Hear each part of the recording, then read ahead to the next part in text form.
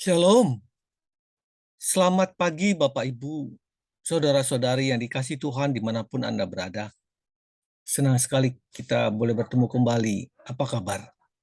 Kiranya kasih karunia daripada Tuhan selalu melingkupi kehidupan Bapak Ibu dan saudara-saudara sekalian.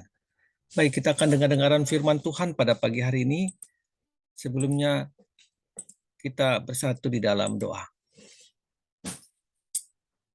Bapa dalam kerajaan surga, terima kasih Tuhan untuk hari yang baru yang Tuhan berikan.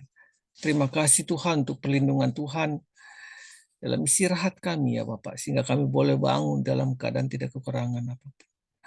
Bapak, pada pagi hari ini kami mau menyerahkan kehidupan kami ke dalam tangan-Mu. Pimpin kami Tuhan untuk boleh melangkah di hari yang baru yang Tuhan berikan ini, agar semuanya seturut dengan kehendak Tuhan. Bapak, ampunkan segala dosa-dosa kami. Kami juga berdoa buat rekan-rekan kami yang mengalami sakit penyakit. Tuhanlah yang menyembuhkan, memberi kekuatan, kesabaran buat mereka. Mereka menghadapi pergumulan ekonomi, hubungan tidak harmonis dalam keluarga, atau apapun itu juga Tuhanlah yang memberikan kasih yang daripada Tuhan.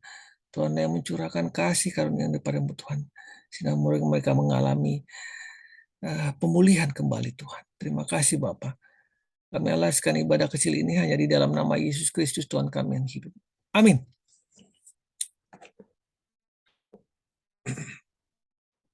Orang bilang anakku nakal. Orang bilang anakku nakal.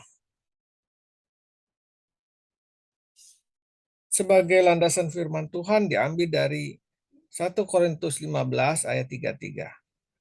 Janganlah kamu sesat, pergaulan yang buruk merusak kebiasaan yang baik. 1 Korintus 15 ayat 33. Menghasilkan anak-anak yang hebat, berkelakuan baik dan menyenangkan bukanlah hal yang mudah.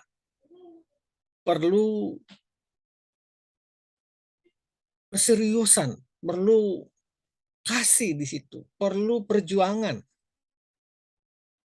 Tetapi ingatlah, jika Tuhan mempercayakan anak-anak kepada Anda untuk dibesarkan dan dididik dalam jalannya, berarti Tuhan memandang Anda mampu untuk melakukannya.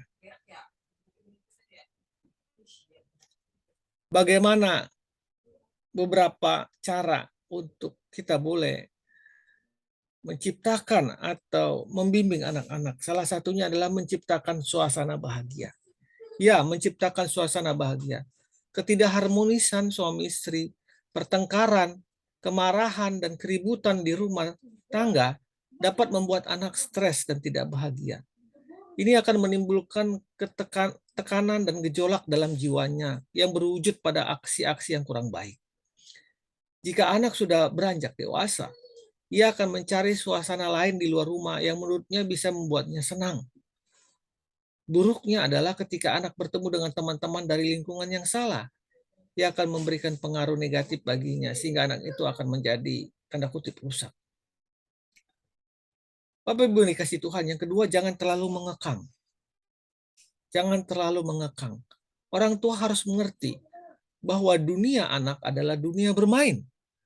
Biarkan anak bermain dengan bebas, aktif bergerak, bergurau, dan memukul benda-benda yang mungkin akan menimbulkan suara berisik. Jangan terlalu melarang, jangan begini, jangan begitu. Yang penting adalah pengawasan orang tua agar kegiatan bermain anak itu tidak membahayakan jiwanya. Orang tua atau guru di sekolah atau guru sekolah minggu harus memahami karakteristik jiwa anak, sehingga mereka tidak menerapkan metode pendidikan yang mengekang dan membelenggu jiwa anak. Akibatnya anak merasa tertekan, tidak ceria, dan takut.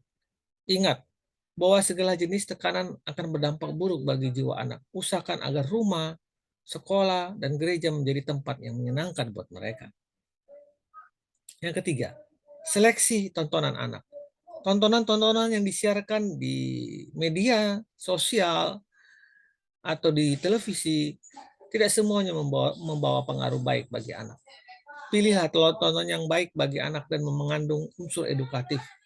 Nonton film-film kekerasan walaupun itu berupa film kartun yang sangat digemari anak-anak akan mendorong anak melakukan tindakan-tindakan kekerasan dan perkelahian. Menonton film yang pantas untuk orang dewasa pun akan merusak moral anak-anak. Jadi perlu seleksi atau perlu kita mengawasi atau bersama-sama menonton dengan mereka. Yang terakhir, jangan kejam terhadap anak. Perlakuan buruk seperti membentak-bentak, mengancam, mencemooh, menghina, dan memukul anak secara sadis akan menyebabkan anak merasa dibenci, tidak berharga, dan tidak percaya diri. Bukan berarti kita tidak bisa memukul mereka, tetapi jika kita memukulnya dengan kebencian dan memperlakukan buruk dengan bentuk bentak-bentak atau mengancam, itu yang tidak boleh. Anak yang dibesarkan dalam kondisi seperti ini cenderung berbuat negatif sebagai pelampiasan ketertekanannya. Kasihi anak-anak Anda, karena Tuhan sudah memberikan kepercayaan untuk mendidik mereka dalam kasih. Sekali lagi, firman ini boleh mengatakan, jika Tuhan mempercayakan anak-anak kepada Anda untuk dibesarkan dan dididik di dalam jalannya, berarti Tuhan memandang Anda mampu untuk melakukannya. Biarlah Anda menjadi orang tua dan pendidik yang sabar, yang bijaksana dan penuh kasih, sehingga bisa menghasilkan anak-anak yang membanggakan. Jangan lagi mengatakan kamu anak nakal, kamu anak bodoh, kamu tidak berguna. Tetapi perkatakanlah kata-kata yang baik dan membangun mengenai anak-anak Anda, sambil terus mendidiknya di jalan Tuhan. Tuhan akan menolong Anda. Selamat pagi, selamat berkarya. Tuhan Yesus memberkati. Amin.